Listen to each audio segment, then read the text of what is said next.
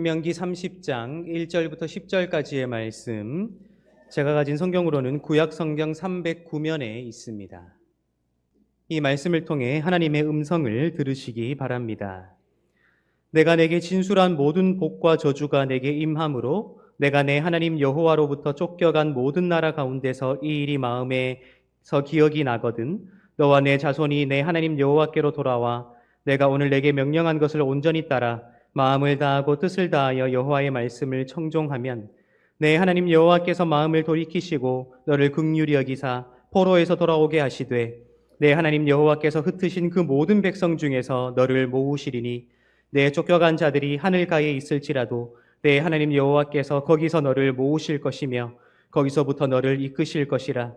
내 하나님 여호와께서 너를 내 조상들이 차지한 땅으로 돌아오게 하사 내게 다시 그것을 차지하게 하실 것이며 여호와께서 또 내게 선을 행하사 너를 내 조상들보다 더 번성하게 하실 것이며 내 하나님 여호와께서 내 마음과 내 자손의 마음에 할례를 베푸사 너로 마음을 다하여 뜻을 다하여 내 하나님 여호와를 사랑하게 하사 너로 생명을 얻게 하실 것이며 내 하나님 여호와께서 내 적군과 너를 미워하고 핍박하던 자에게 이 모든 저주를 내리게 하시리니 너는 돌아와 다시 여호와의 말씀을 청종하고 내가 오늘 내게 명령하는 그 모든 명령을 행할 것이라.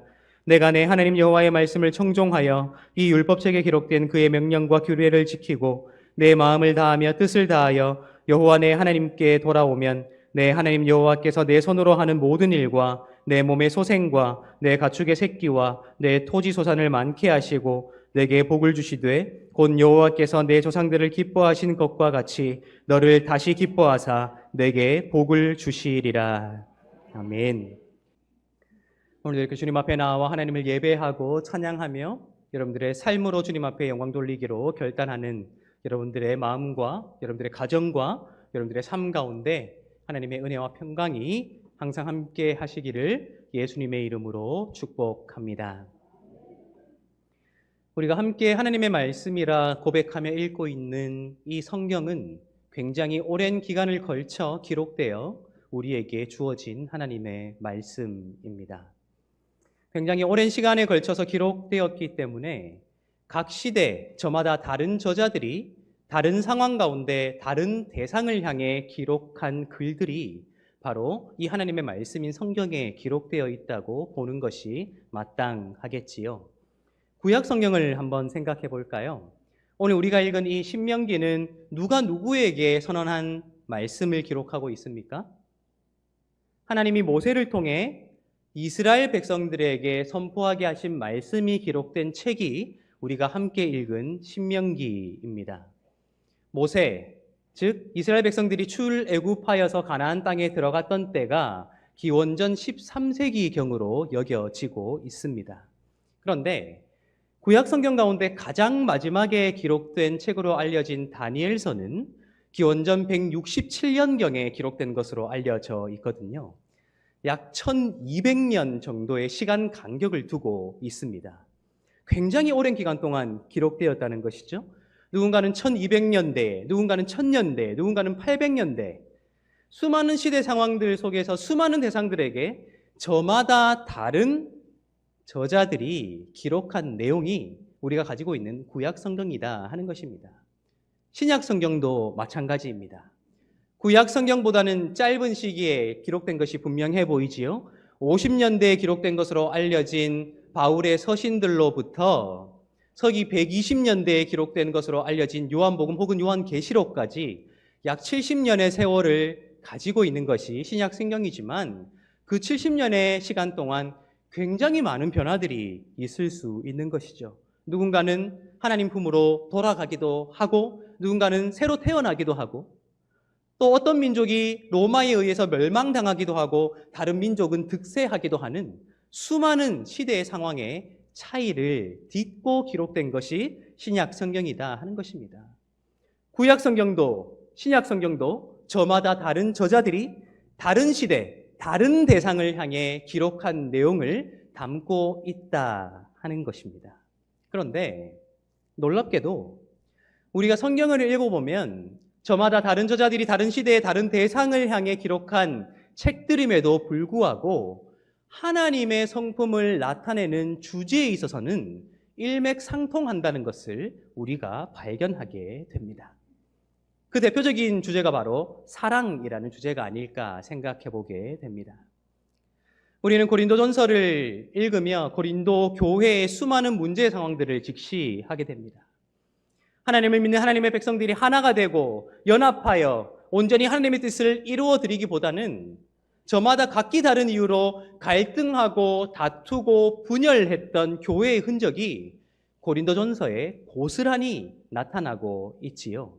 누가 높으냐, 어떤 지도자를 따를 것이냐, 어떤 은사를 추구할 것이냐 하는 다양한 문제들로 오히려 서로 마음을 같이하여 이 문제를 해결해 나가야 하는데 그러지 못하고 다투고 있었으므로 바울이 그 상황을 듣고 기록한 것이 고린도전서라는 편지다 하는 것입니다.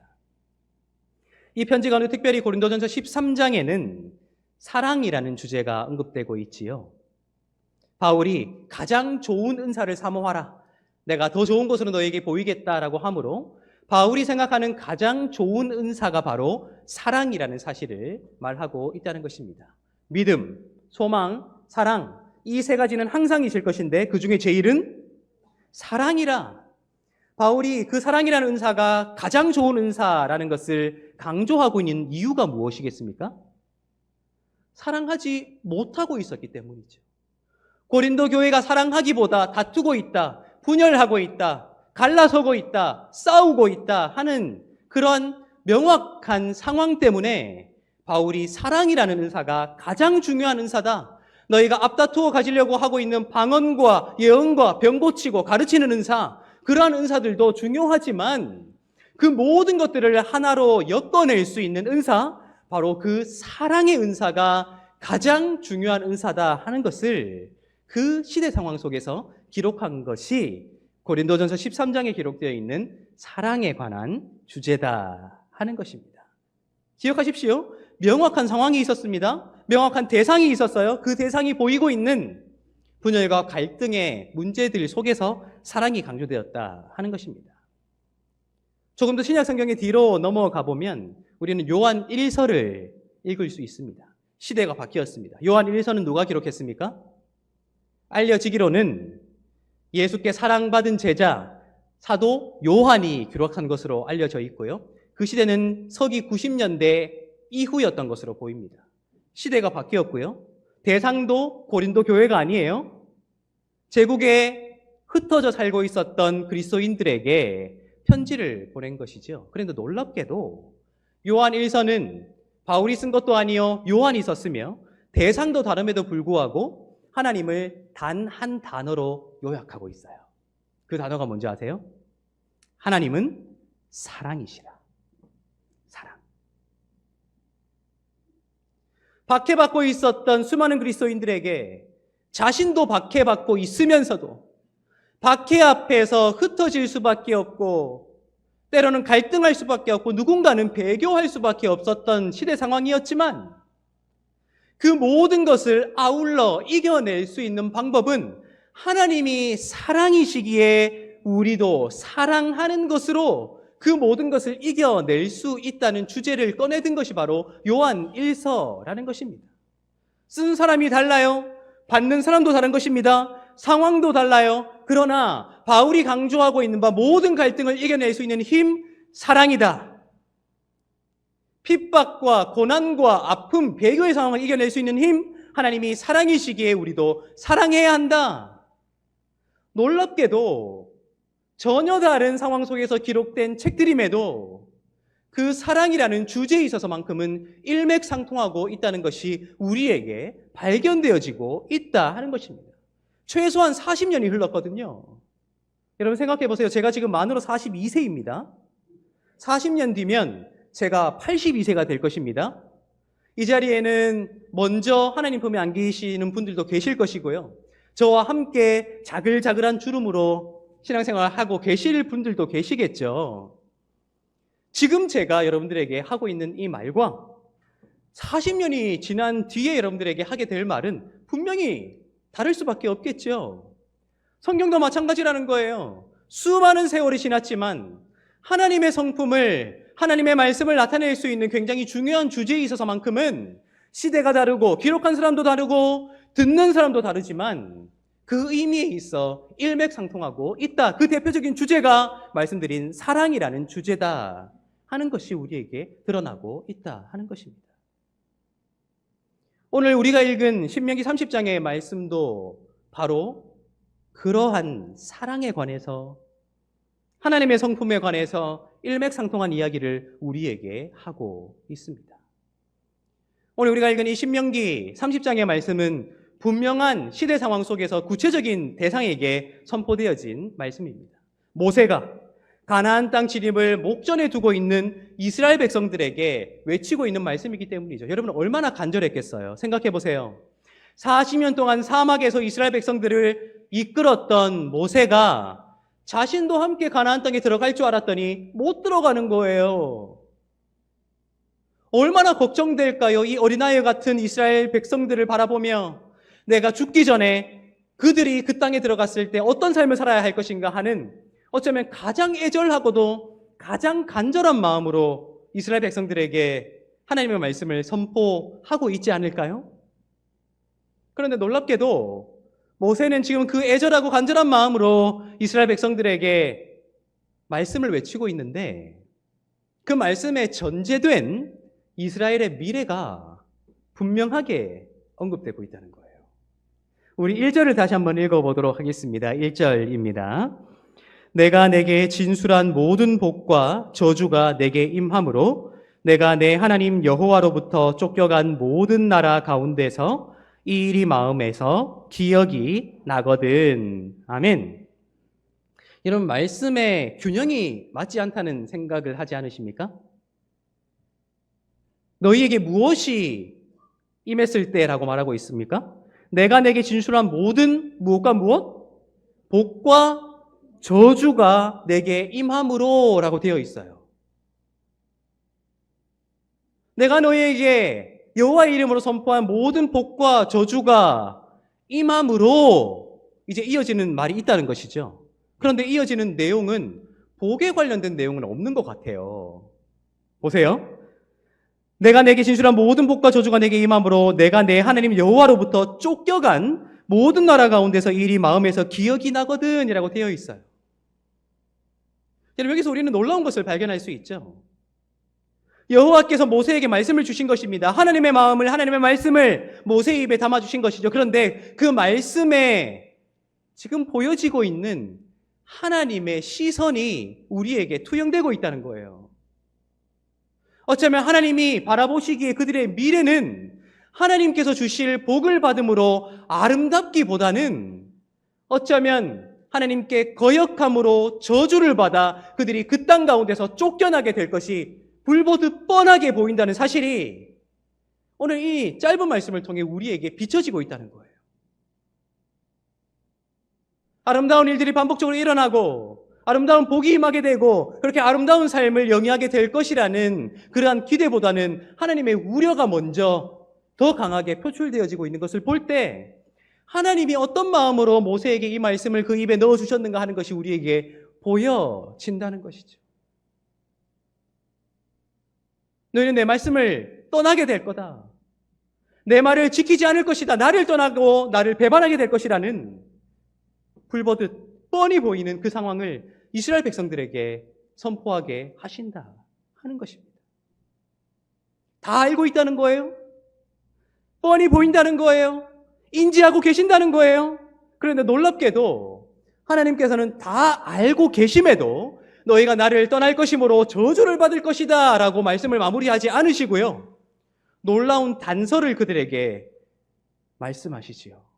어떤 단서입니까? 2절과 3절을 읽어보도록 하겠습니다. 2절과 3절입니다.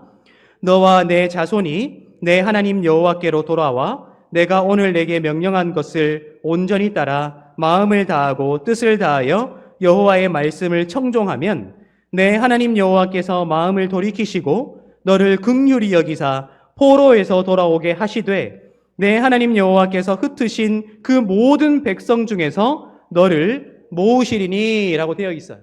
여러분 보세요. 하나님께서 보시기에 불보듯 뻔한 것입니다. 너희는 나를 배반하게 될 것이다. 나의 말씀을 청종하지 않을 것이다. 나를 떠날 것이다. 그러므로 너희는 온 이방 가운데 포로가 되어 흩어지게 될 것이다. 라고 하나님께서 이미 알고 계신다는 것이죠. 여러분, 하나님의 백성들이 그래서 포로가 되었습니까? 되지 않았습니까? 애석하게도 기원전 586년 바빌론에 의해 유다가 멸망함으로 실제로 바빌론 포로가 되어 끌려가게 됩니다. 그렇죠? 하나님 이미 다 알고 계신다는 거예요. 보고 계신다는 거예요. 그런데 놀랍게도 그들이 하나님의 말씀을 버릴지라도, 그들이 하나님을 버릴지라도, 하나님을 배반할지라도 하나님 그것으로 끝내지 않으시고, 지금 하나님과 언약을 맺었잖아요. 너희가 내 언약을 거역했느냐? 내 언약을 지키지 않았느냐? 그렇다면 언약을 영원히 파기해버릴 것이다 라고 선언하지 않으시고, 하나님은 혹시라도 그때에서라도 이 일이 생각나거든 즉시로 나에게 돌아오라. 너희는 내 말을 버렸을지라도, 너희는 내 말씀을 지키지 않았을지라도, 너희는 내 계약을 파기했을지라도 나는 내 말을 포기하지 않고, 계약을 파기하지 않고, 하나님의 마음을 포기하지 않고 언제라도 너희가 돌아올 날을 기다리고 있겠노라. 하나님께서 말씀하고 계신다는 거예요. 설령 포로가 된다 한들 그것이 너희가 나를 배반한 죄의 결과라고 하더라도 너희에게 나의 말씀을 이정표로, 표대로 세워두고 너희가 언제든지 다시 돌아와 그 말을 듣고 청종하면 다시 나의 복을 받아 누릴 수 있도록 내가 기다리겠노라. 하나님께서 이 말씀을 통해 우리에게 그분의 성품을 보이고 계신다 하는 것입니다.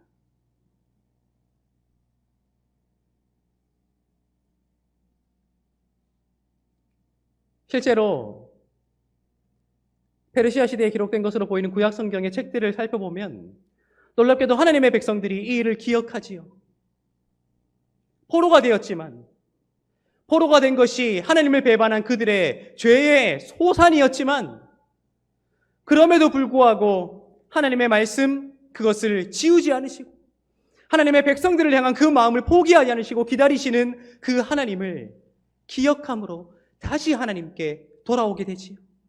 성전을 재건하고요, 성벽을 재건하고요, 에스라와 같은 지도자를 통해서 하나님의 말씀을 배우며 그것을 청종하게 되는 놀라운 역사가 일어나게 되었음을 우리에게 말해주고 있는 책.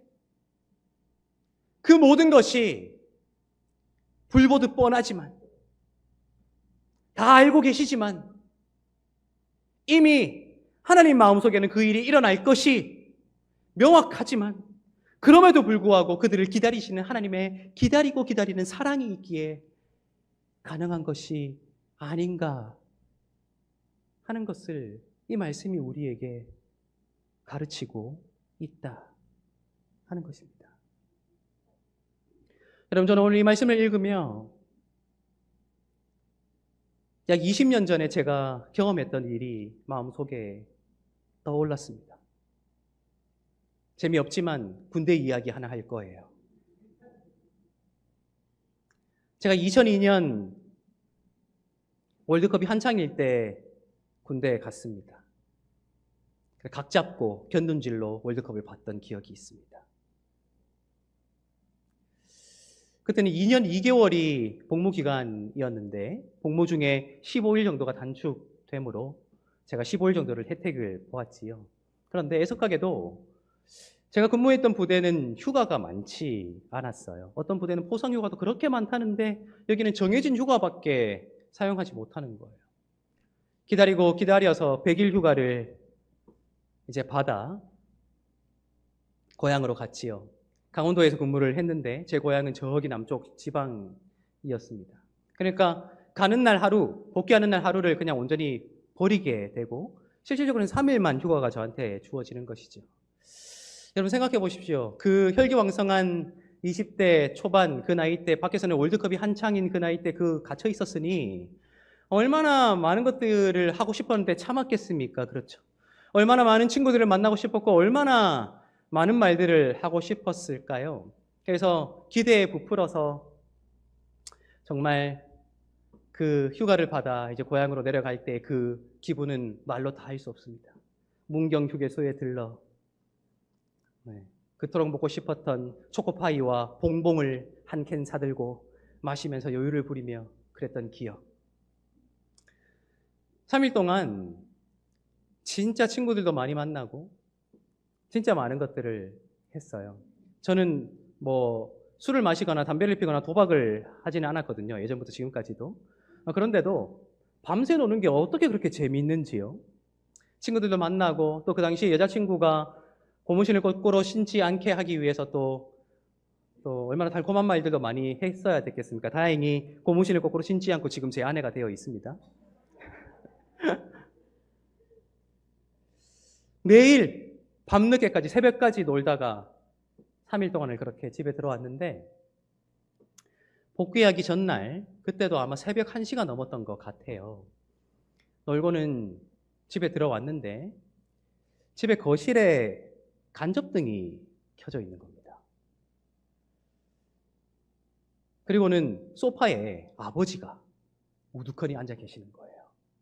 TV도 안 보시고 그냥 간접등만 켜놓고 소파에 졸지도 않고 그냥 우두커니 앉아 계시는 거예요. 제가 들어서니까 아버지가 이제 왔냐면서 빨리 들어가 쉬어라. 내일 또 들어가야지. 라고 하면서 방으로 들어가셔서는 그대로 잠드셨어요. 근데 제가 그때 너무 심한 충격을 받은 거예요. 100일간 3개월 동안 군 복무를 하며 갇혀 있었던 나이기에 나는 이것도 하고 싶고 저 사람도 만나고 싶고 이런 말도 하고 싶다는 그 간절한 열망 때문에 그 황금과 같은 휴가를 그 시간들로 온전히 채웠는데 사랑하는 아들을 군대에 보내두고 그 아들이 휴가 나왔을 때 대면하게 된다면 내 부모님은 무엇을 하고 싶으셨을까 하는 생각을 한 번도 해본 적이 없었던 거예요. 아버지는 그냥 기다렸던 거예요. 제가 들어오기를. 그리고는 특별한 거 하지 않아도 아들 얼굴 한번 보는 것으로 만족하셨던 거죠. 왜 식사 한번 같이 하지 않았을까? 왜 대화 한번 하지 않았을까? 왜 아버지에게 군대에서 있었던 일들을, 이런저런 일들을 위주할 보주할 말할 기회를 갖지 않았을까 하는 생각이 마음속에 너무 크게 찾아와서 너무 큰 충격을 받았던 기억이 있어요. 그 다음날 이제 복귀해야 되는데 아버지가 터미널까지 태워주시는 거예요. 저희 아버지 경상도 분이십니다. 의성이 고향이시고요. 줄곧 경상도에서 사셨기 때문에 경상도 남자시지요. 엄격하셨고 때로는 코믹도 하셨지만 그런데 100일 휴가 복귀하기 위해서 터미널로 태워주시고 버스 타기 직전에 저를 보시고 아버지께서 우시더라고요.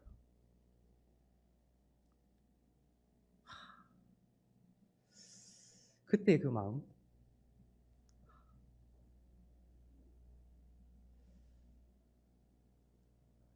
어쩌면 아버지도 다 아셨을 거예요. 그렇죠? 그 시절을 아버지도 보내셨는데 휴가 나가면 내 아들이 부모는 안중에도 없고 친구를 만나고 여자친구를 만나고 수많은 것들을 하면서 늦게 들어올 거라는 것을 아셨을 거예요. 근데 기다리신 거죠.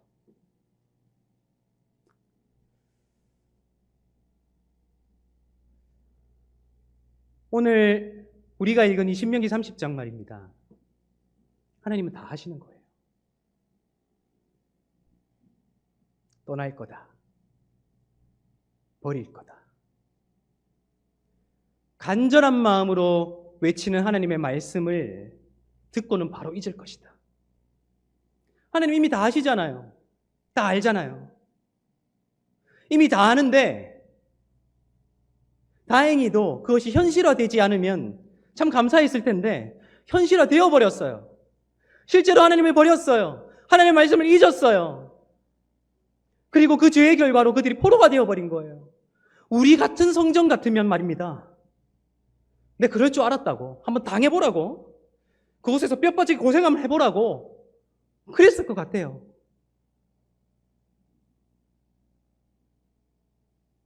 근데 하나님은 혹시라도 그때에서라도 이 일이 생각나거든. 언제든지 돌아오라. 그냥 기다리는 거예요.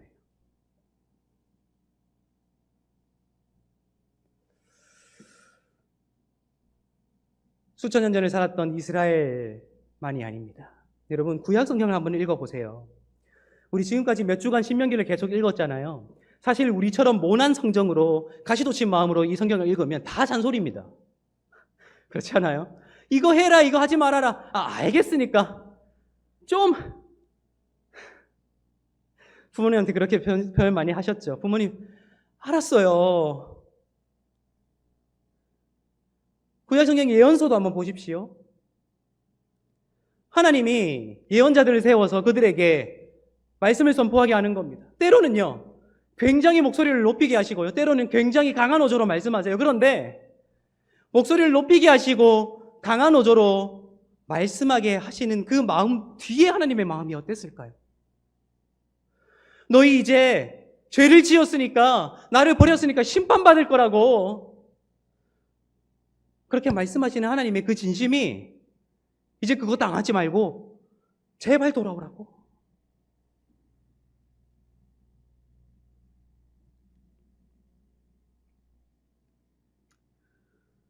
하나님의 사랑이 바로 그렇게 기다리고 또 기다리는 사랑이라는 거예요.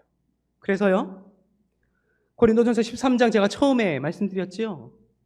사랑장이라고 불리는 그 사랑, 가장 좋은 은사, 사랑을 설명할 때 바울이 그 사랑의 첫 번째 특징을 뭐라고 말하는 줄 아세요? 사랑은 언제나 오래 참는다.